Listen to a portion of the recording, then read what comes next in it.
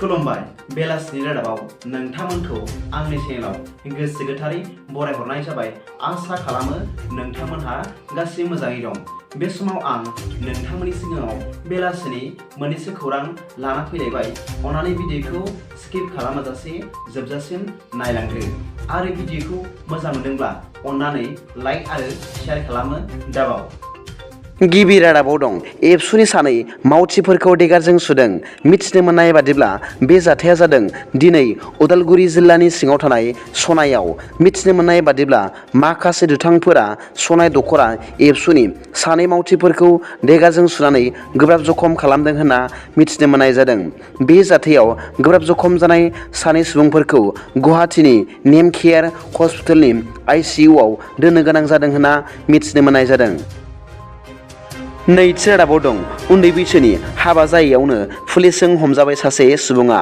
मिथिनो मोननाय बादिब्ला बङाइगावनि सासे सुबुंखौ गावनि बिबनायनि उन्दै बैसोआव हाबा जानायाव हाबा जाहैनाय समावनो पुलिस हानजाया हमदों होनना मिथिनो मोननाय जादों। बे जाथाया जादों बङाइगाव जिल्लानि 2 नं सापागुरियाव। पुलिसजों हमजानाय सुबुंनि मुंखौ जहिर आली मण्डल होनना मिथिनो मोननाय जादों। थामथि रादाबाव दं गोजोनथाव खौरां, मानोना मोनब्रै जिल्लानि माखासे बारग' NDFBनि केसखौ उइथड्र खालामनाय जाबाय होनना मिथिनो मोनदों। मिथिनो मोननाय बादिब्ला बे मोनब्रै जिल्लानि मादाव क'क्राझार जिल्लानि सा 94 NDFB केडारफोरनि केसआ उइथड्र जाबाय। सानै दंबावो। चिराङाव सा 50आ उइथड्र जाबाय आरो सा 49 जन दंबावो। बाक्सायाव सा 49 जननि केसआ उइथड्र जाबाय आरो उदालगुरियाव सा 24 जना NDFB केडारफोरा उइथड्र जाबाय आरो सा 8 जन दंबावो होनना मिथिनो मोनदों। ब्रैथि रादाबाव दं दिनै क'क्राझार जिल्लानि जोबथेसालि नेग्रा पुलिसखौ ट्रेन्सफार खालामबाय होनना मिथिनो मोनदों। मिथिनो मोननाय बादिब्ला बे जोबथेसालि नेग्राया आयेन बेरेखा फिसायफोरनि बिसिफोरनिफ्राय फिसायखौ नायनायनि मुङाव आयेन बेरेखा रां लानायनि दायाव ट्रेन्सफार खालामनाय जाबाय होनना मिथिनो मोननाय जादों।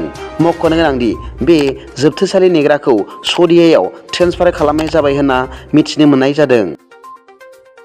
बाथि रादाबाव दं दुलाराय बर' फरायसा आफादनि 56थि जोनोम सानखौ देग्लाय सोनाब बंग एबा वेस्ट बेंगल रायजोनि आलिपुरदुवार जिल्लानि सिङाव थानाय खौरां ओनसोलनि नं GPCआव मेहेरनाङै खुंफुंनो थाखाय दिनै बानजाय आफादखौ खौरांनि ग्राम पन्चायत नाब्लाङाव सोनाब बंग रायजो एबसु आरो ओनसोलनि गोबां मेलेमजिबि बिथांमोन जथायै सावरायनाय जायो होनना मिथिनो मोननाय जादों।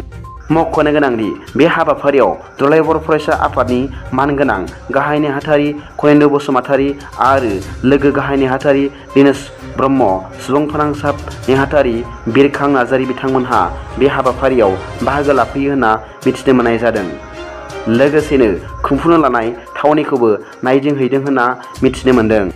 दिनैनि बेलासिनि मोननैसो खौरांफोरा दा बेखिनिल'मोन। भिडिअखौ मोजां मोनदोंब्ला अन्नानै लाइक आरो साबस्क्राइब खालामनो दाबाव आरो बेल आइकनआबो थुनानै ला, जाहाथे आं गोदान निउस आपडेट लानानै फैब्ला नोंथांनियाव सिगांग्रो नटिफिकेसन सौहैयो। गाबोननि फुंबिलिनि रादाबाव नोंथांमोनखौ आंनि चेनेलाव गोसो गोथारै बरायहरनाय जाबाय। गोजोन्थों। एसेनोसै। जै बर' हारिनि जै।